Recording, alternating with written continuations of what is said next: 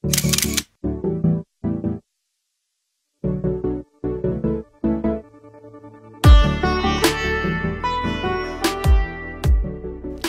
probinsya ng Pangasinan ay may tuturing na melting pot ng iba't ibang kultura, produkto at pagdiriwang na isinasagawa sa pamamagitan ng kapistahan.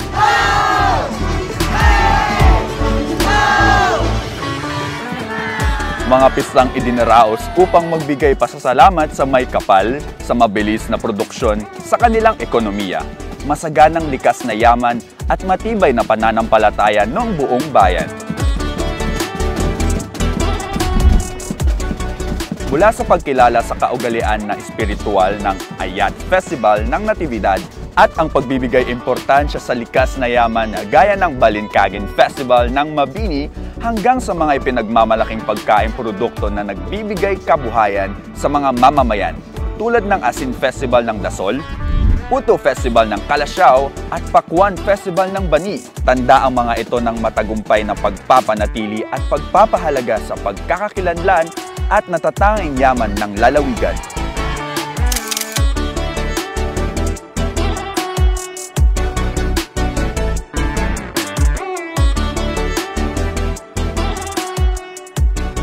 Ngayon, isang bayan ng Pangasinan ang muli nating dadayuhin ang kapistahan, where culture and agriculture are celebrated in unity. Ako si Rodnel, ang iyong travel hati, at samahan niyo akong makihataw sa Balungaw dito sa ganda mo, Pangasinan! Simulan na ang pasyalan, pumasyal sa Pangasinan, balikan ang lahat ng pagpasaya, kalula, klaseng ang taglay na ganda, siguradong mag-enjoy ka, kalula, pumasyal sa Pangasinan, balikan ang lahat ng pagpasaya, kalula, klaseng ang taglay na ganda, siguradong mag-enjoy ka, Kalilat, Pangasinan!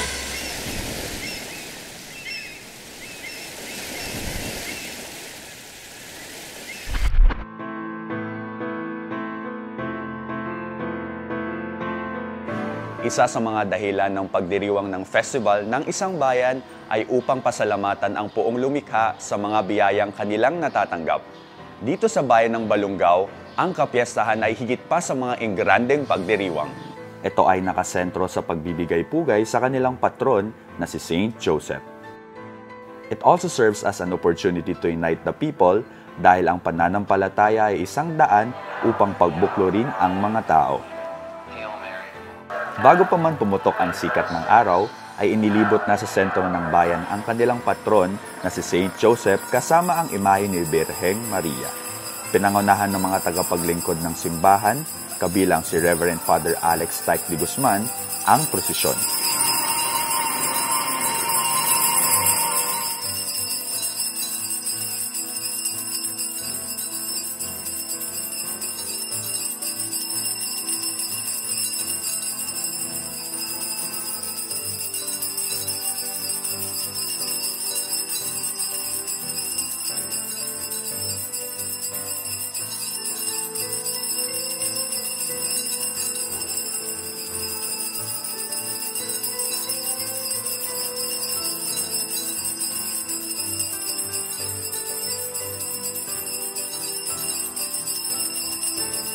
Pagsapit ng hapon, idinaos naman ang Pontifical Mass upang ganap na gunitain ang Feast of Saint Joseph sa pangunguna ni Most Reverend Father Jacinto A. Jose, ang Bishop ng Diocese of Urdaneta. Kanyang ibinahagi ang aral mula sa buhay ni Saint Joseph.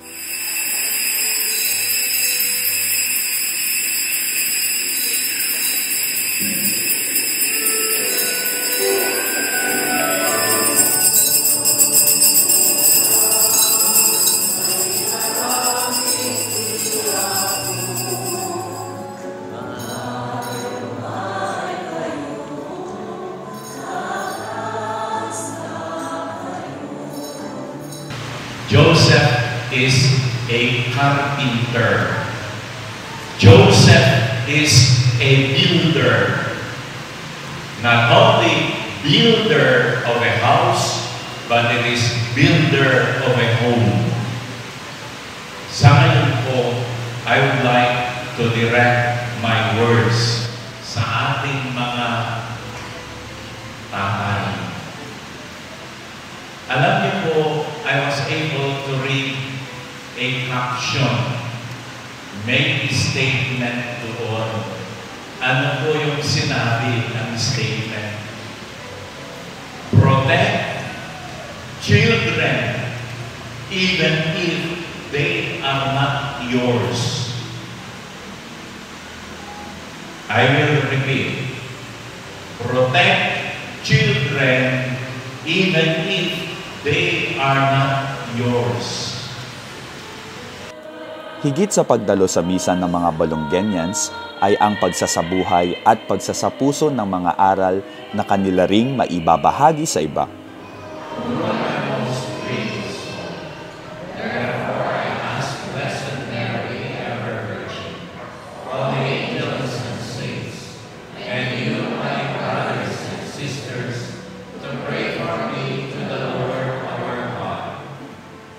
May Almighty God have mercy on us, forgive us of our sins. The Holy Catholic Church, the communion of saints, the forgiveness of sins, the resurrection of the body, and everlasting life.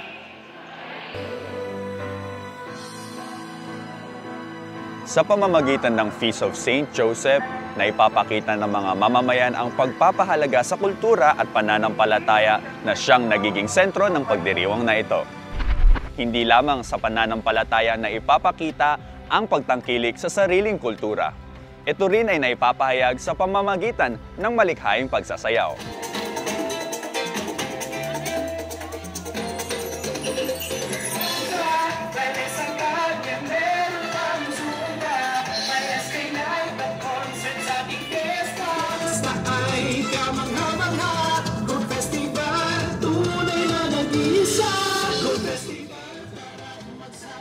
Isa sa pinakaaabang highlights sa bawat fiesta ng Pilipinas ay ang sayawan. Kaya tara na't makisayaw sa Baili sa Kalye ng Balungao.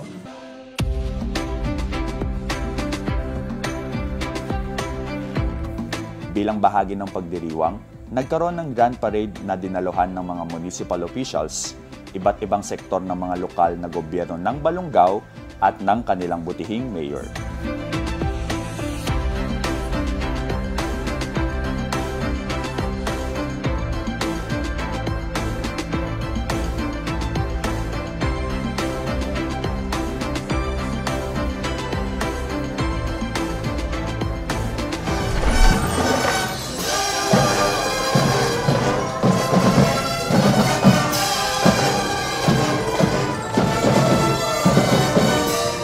Nagpamalas din ng galing ang University of Luzon Drum and Bugle Course na sinundan ng mga drum and lyre mula sa mga paaralan ng bayan.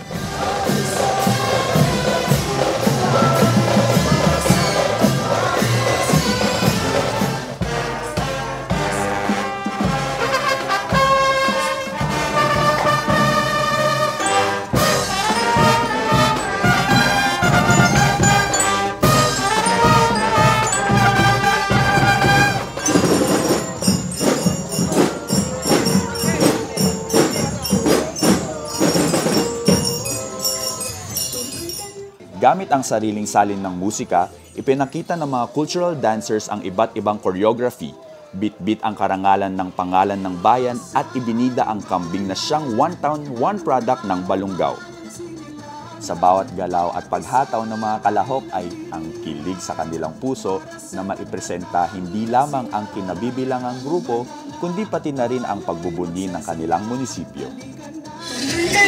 Sa aming bayan, Balungao, bayan sinilangan, bawat isa ay nagdiriwang para sa magdadaming kasiyahan. Magsama-sama, mag-festival, halina at matisaya, mag-festival, isama ang pamilya. Hanap mo ba ay di ko nandiyan? Dahil sa kanya meron pang zumba. May SK night at concert sa ating fiesta, iba't ibang luto ng Tuloy kayo sa aming bayan, Balungao, bayan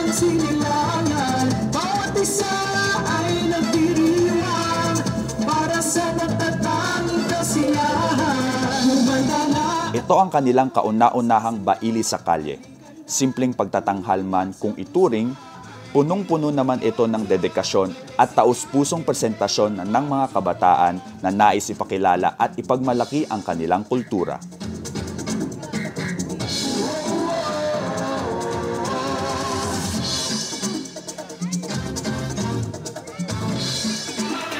Bawat isa ay nagdiriwang para sa natatanging kasiyahan. May iniiwan, puno ng kulay at kagandahan. Magsayawan at magkantahan at makisaya. Yung festival, isama ang pamilya. Yung festival, talagang kakaiba. Yung festival, halina at makisaya. Yung festival, isama ang pamilya. Para ma-change naman, we divert from street dancing to baili sa kalye with a touch of mga cultural dances. Yun yung isinama namin dito, and they will show it sa kalsada. So yun yung concept, naging baili sa kalye. Yun po. Tirikman ng araw ay tuloy pa rin sa paghataw ang mga kalahok sa presentasyon. At bawat pawis ay sumisimbolo ng mga sakripisyo ng mamamayan tungo sa mas maayos na kinabukasan.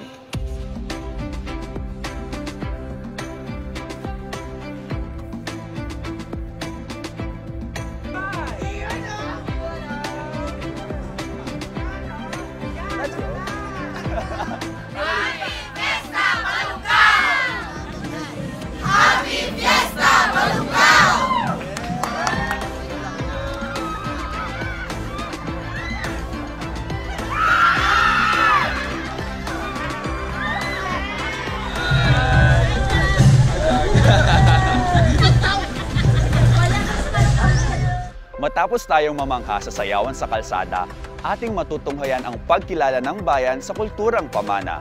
Pagbubunyi sa kasaganahang tinatamasa, sa indak at pagsasayaw, ipapakita. Lahat ng yan sa pagbabalik ng Ganda Mo, Pangasinan! Galing at Pangasinan!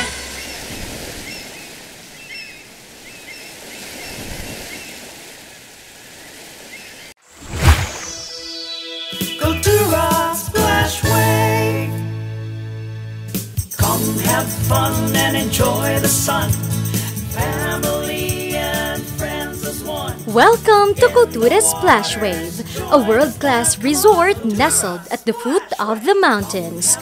Have fun with the different waves at our amazing wave pool.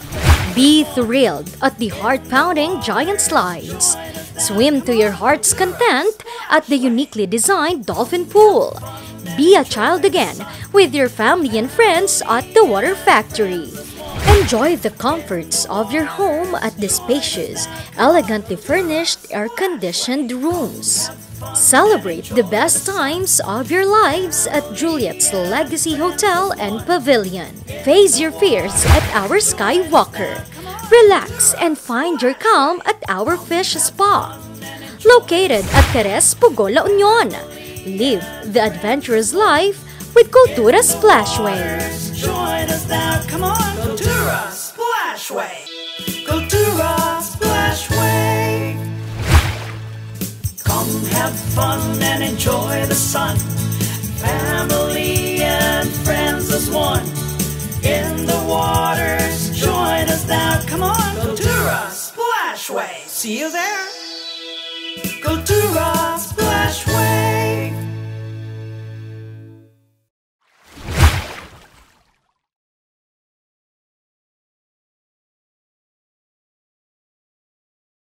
Galing at Pangasinan!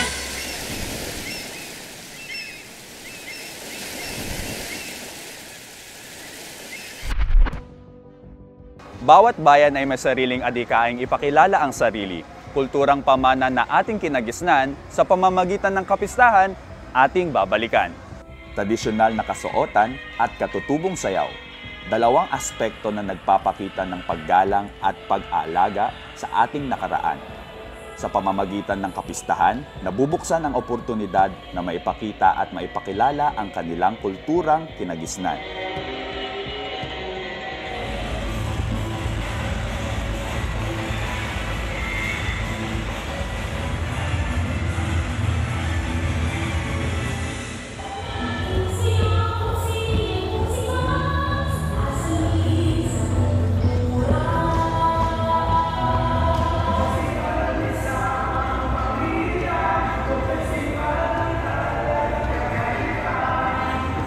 Sa bawat kumpas ng mga kamay at indayog ng mga paa, na ipapadama ng mga mananayaw ang kanilang handog na pagtatanghal sa mga Balongueñans at mga bisita.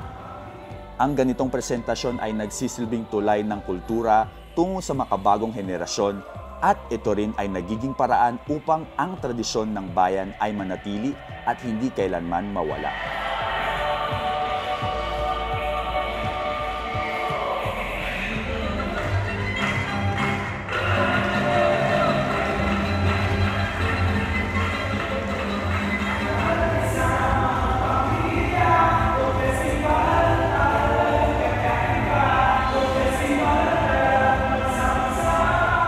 This year, we'll be launching all the cultural, especially nung na meron na itong aming cultural complex. So, we had to focus on the culture and arts of the Balungao.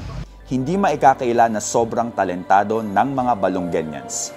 Natuklasan kong ang tinggaling nila sa musika sa pamamagitan ng kanilang drum and lyre performances.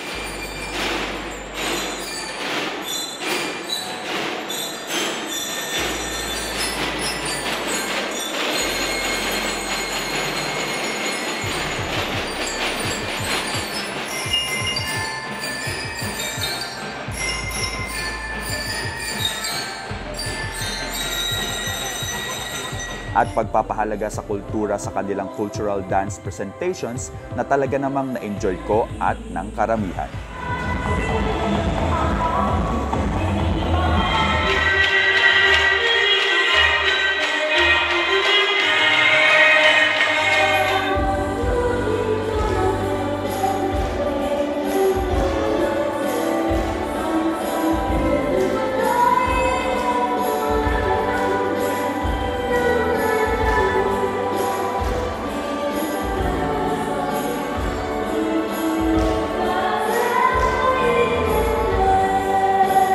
Pilit mang binabago ng modernisasyon ang pamumuhay ng mga tao, nananatiling matatag ang Balongueñans sa pagpreserba ng kanilang kultura.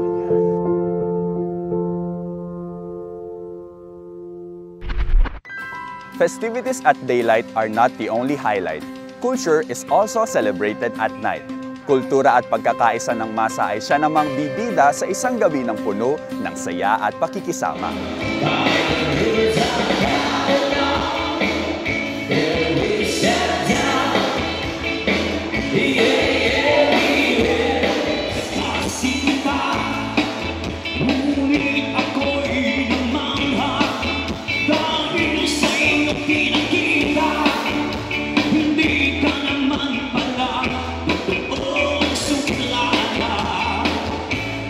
Ang pagdaraos ng Cultural Night ay isa sa paraan upang bigyang pugay ang ating kultura. At bahagi na nga ng kultura ng Balongueñans ang paghirang ng mutya ng bayan. Kasama nga natin ngayon ang reigning mutya ng Balungao, ang ating jolly traveler, Miss Yana. Para sa aming Balongueñans, ang Cultural Night ay hindi lang basta pagtitipon, kundi isa ring paraan upang palawigin ang patuloy na pagtangkilik, pagprotekta at pagpapanatili ng kultura ng aming bayan.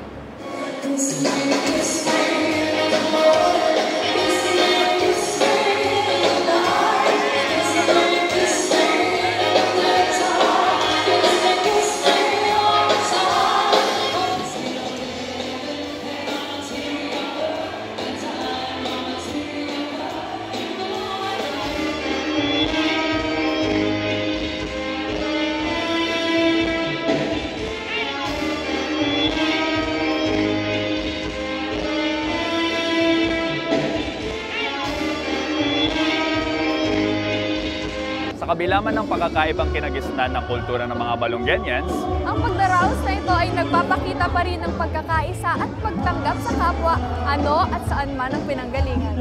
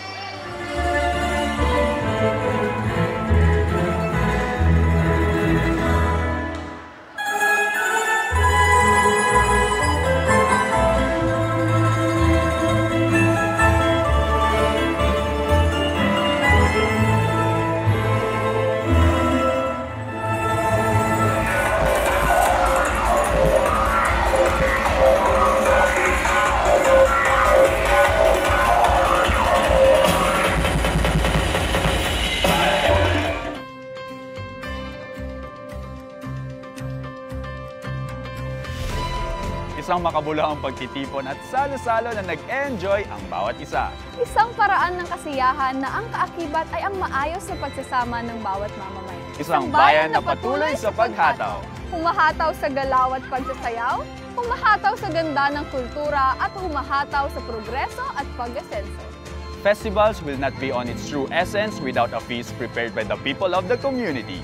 Sa ating pagbabalik, bubusugin natin ang ating mga tiyan sa mga katakam-takam na putaheng ibinibida ng bayan. Abangan yan dito sa Ganda Mo, Pangasinan! Galing Pangasinan!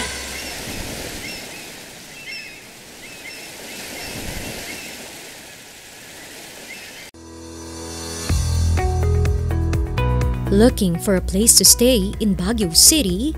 Find your calm at Hotel Supreme.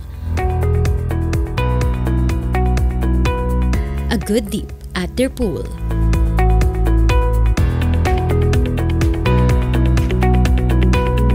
Clean and comfortable rooms with a view.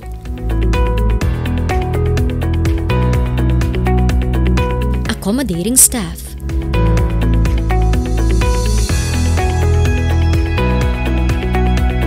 You can also enjoy a sip of coffee at their coffee shop.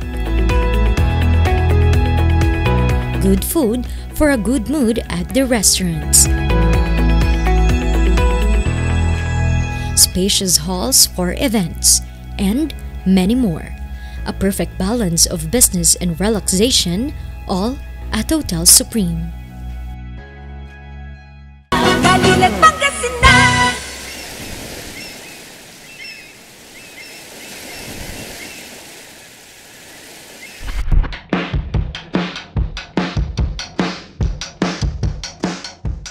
From a diverse culture, let's move on to a meti food adventure. Ito ang Balungao's 101 Ways to Cook Chevon.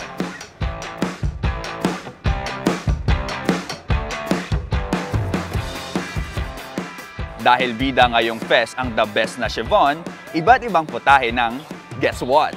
Mga putahe ng Chevon o goat meat ang ating matutunghayan. Mga lutong sumasalamin sa kultura at pamumuhay ng mga Balungueñans. At syempre, hindi tayo papayag na hindi natin matitikman ang mga lutong ito.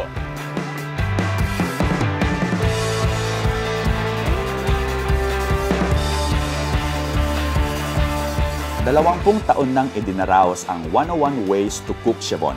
Ito ay kasabay ng maitalaga ang kambing bilang one town, one product ng Balungao. Sa dami ng pwedeng luto ng karne ng kambing, isang pagsubok para sa mga kalahok ang mag-isip ng recipe na bago sa panlasan ng madla.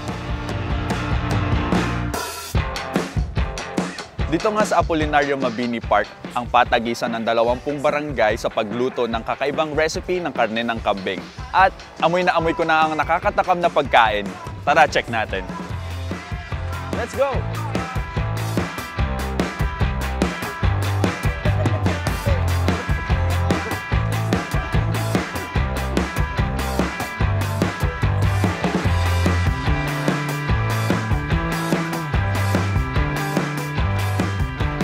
Ang isa kasi sa challenge ng pagkain ng karne ng kambing ay yung acceptability sa mga customers, no? O kaya yung mga consumers. Ang isa sa hinahanap ko is yung unique yung lasa, wherein yung uniqueness niya ay pwedeng ma-commercialize, na pwedeng gamitin para sa business or for consumption ng mga households dito sa Region 1. Sanay na tayo sa kadalasang luto ng Chevon gaya ng kaldereta, kilawin, sinampalukan at pinapaitan.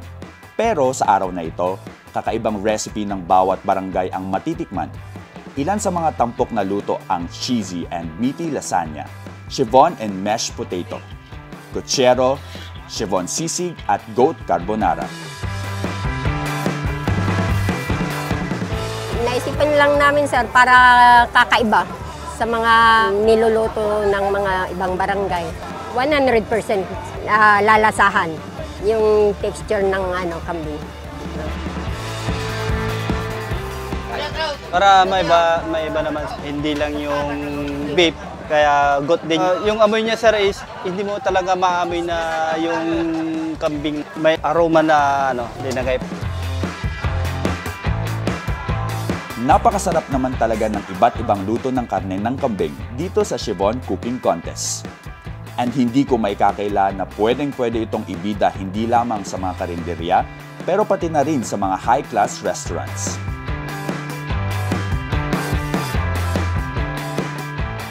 Ngayon, tikman naman natin ang creamy Chevon pepper blaze ng Barangay Mauban.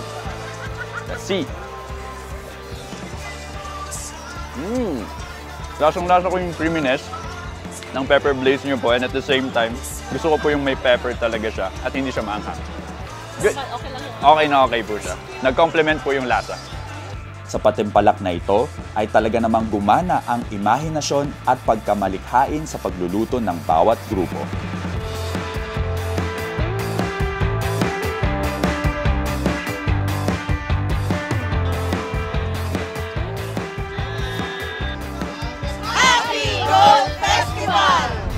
Ang kambing para sa Balongueñans ay hindi lamang isang livestock. Ngunit, ito ay tinuturing na gintong kayamanan ng Balonggao na isang dahilan sa progreso ng ekonomiya at agrikultura ng bayan.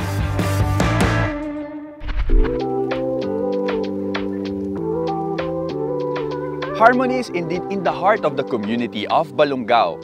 Ang kanilang mantra ay hindi lang basta hataw dahil pagkakaisa ang kanilang sigaw. Talaga namang humahataw at nag-uumapaw ang kasiyahan sa kapistahan ng Balonggao. Makikita ang sigla at ngiti sa labi ng bawat Balongueñans na nakibahagi kaakibat ng mga aktibidad na siyang nagbubuklod sa bawat komunidad. At katulad ng pagpaparami ng kambing sa Balonggao, ay ang layunin ng bawat tao sa bayang ito na pagyabungin ang kamalayan ng mamamayan at pagyamanin ang kultura kasabay ang progreso ng kanilang ekonomiya. Kultura man ay magkakaiba, pinatunayan ng mga Balongueñans na ang pagdiriwang ng kanilang pista ay ang nagsilbing tulay tungo sa matatag na pagkakaisa.